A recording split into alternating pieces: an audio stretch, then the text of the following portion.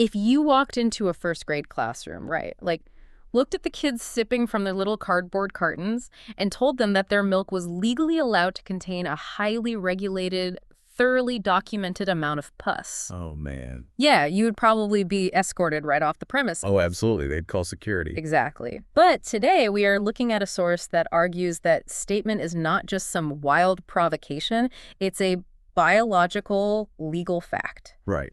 So think about the image of milk you probably grew up with. You know, the glossy cafeteria posters featuring happy cartoon cows and those perfectly manicured green pastures. Yeah, or the beloved celebrities sporting milk mustaches. Right. Insisting that, milk does a body good. That incredibly wholesome image is it's baked into our collective consciousness from the time we are literally toddlers. It is entirely foundational. I Yep. mean, milk is rarely presented to us as just another beverage option. No, not at all. It is framed as an absolute prerequisite for growing up healthy, strong, and normal.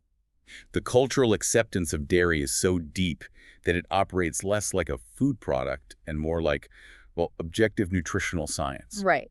But we are looking at a source today that takes that incredibly wholesome image, tears it right off the cafeteria wall, and sets it completely on fire. It really does. We are diving into a highly provocative, brutally blunt YouTube video by a creator named Aaron Janus. The video is titled, very simply, Dairy is Scary. All caps. All caps. And it is a 5-minute, relentless, fast-paced deconstruction of the entire dairy industry. Our mission for this deep dive is to unpack the specific, unfiltered claims made in this really aggressive piece of media. Yeah, and we want to look at how she constructs her argument to fundamentally alter the way you look at a glass of milk. Exactly. But before we get into it, we need to set some ground rules. Yes. Very firm ground rules for this discussion. Because this source contains highly charged, explicit, graphic, and controversial claims about animal agriculture, we have to be crystal clear with you. We are not taking a side here. Right. We are not endorsing the creators' viewpoints, and we are not dismissing them to protect the industry. Our job as your guides today is just to impartially break down the material. We want to examine the rhetorical strategies she uses and help you fully understand the specific perspective being presented. Exactly. So we're going to trace the narrative arc of her video.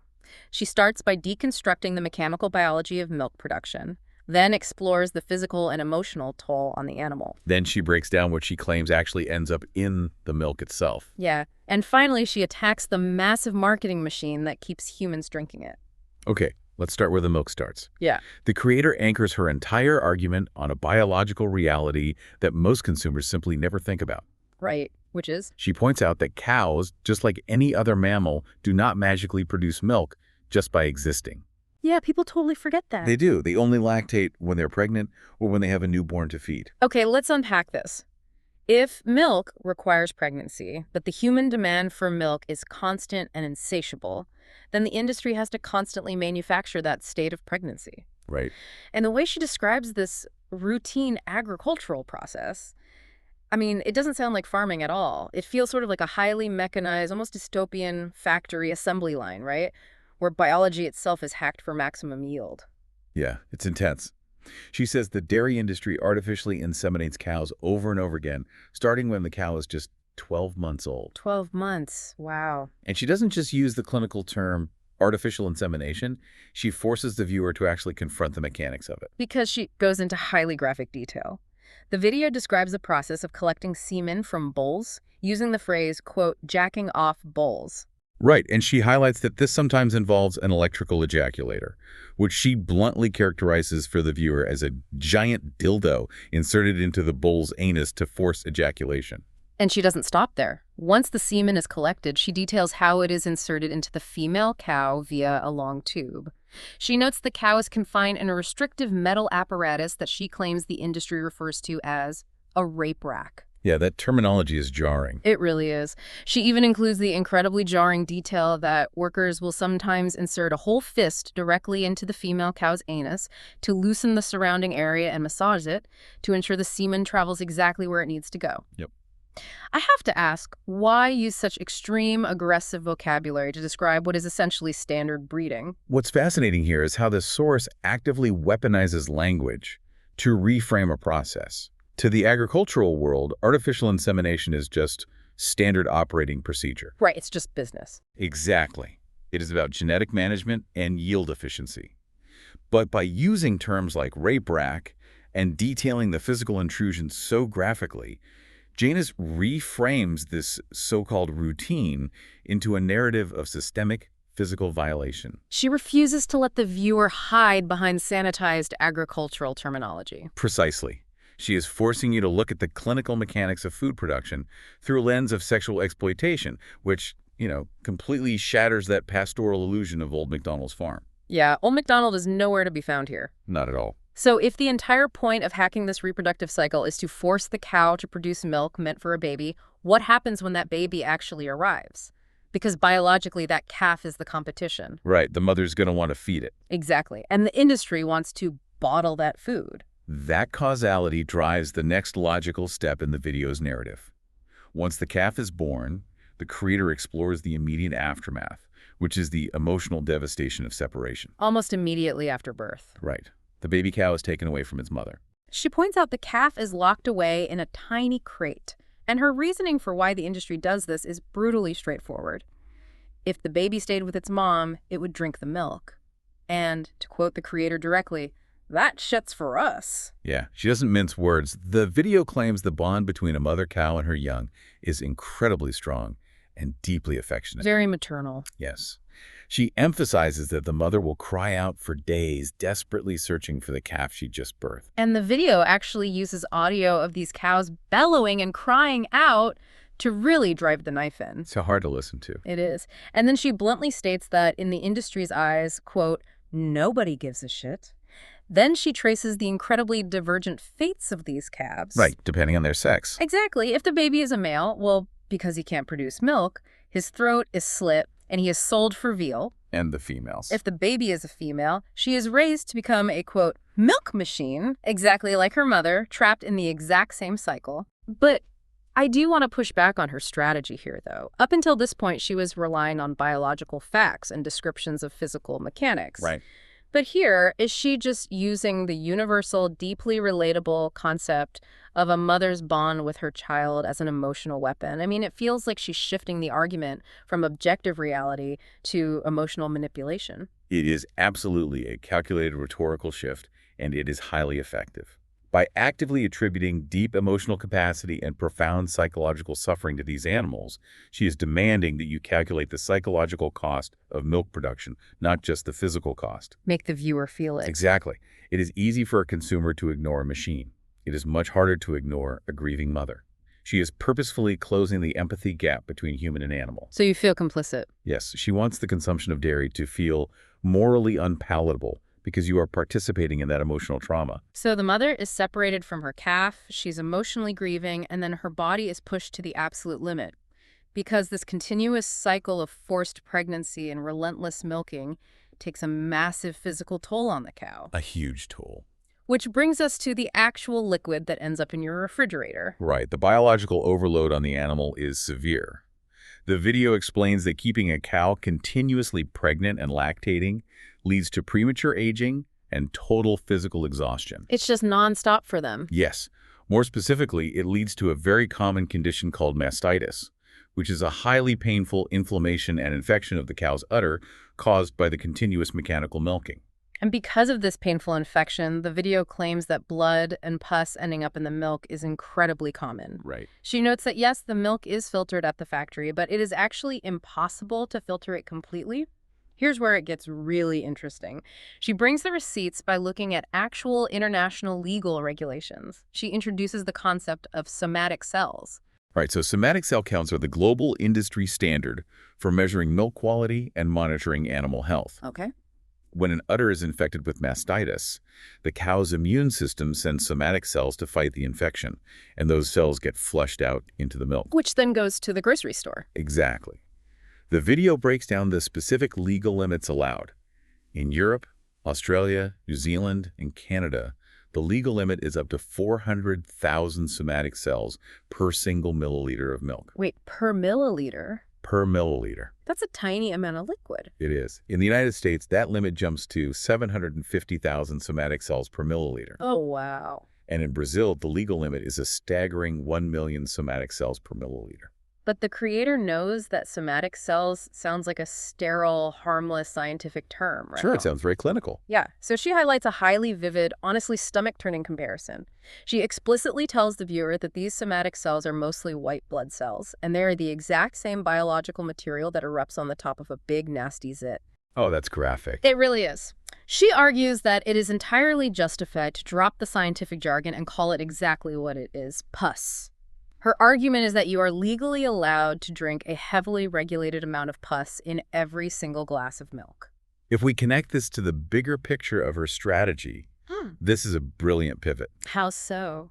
Well, she spent the previous segment appealing to your empathy for the grieving mother cow. But empathy has its limits, right? Especially when people are far removed from the farms. True. So here, she directly targets the viewer's personal disgust. She bypasses your morality and goes straight for your gag reflex. Yeah, that zit image really does the trick. It is a masterclass in persuasion. You might not care about the emotional state of a farm animal, but you absolutely care about what you are putting into your own body. The psychological image of drinking zit fluid is universally repulsive. It totally shatters the marketing. Like, you can't look at a milk mustache the same way when the creator has planted the idea that it's basically made of inflammatory cells. Not at all. But the biological toll doesn't just stop at infection. After detailing the physical breakdown caused by the mastitis and the sheer exhaustion of continuous milk production, the video asks what happens when the cow simply can't do it anymore. It leads to the inevitable breaking point. The video explains that after about 4 to 5 years of this continuous cycle of exploitation, the cow's body simply gives out. Just 4 or 5 years. Yeah. And she makes a crucial point to mention that this physical collapse happens even on organic, supposedly humane dairy farms. Right. The industry term she uses for these exhausted, collapsed cows is downers. Because they literally go down. Yeah, they can no longer stand up. So they are dragged out of the milking facilities by whatever means necessary, and they are killed. And what are they killed for? Beef. They are ground up into cheap hamburgers. She creates a jarring contrast here. This exploitation breaks them in 4 to 5 years, whereas a cow's natural lifespan would be, what, 20 to 25 years? Yes, 20 to 25 years naturally. That is a massive difference. This specific detail leads to perhaps the most provocative thesis in the entire source.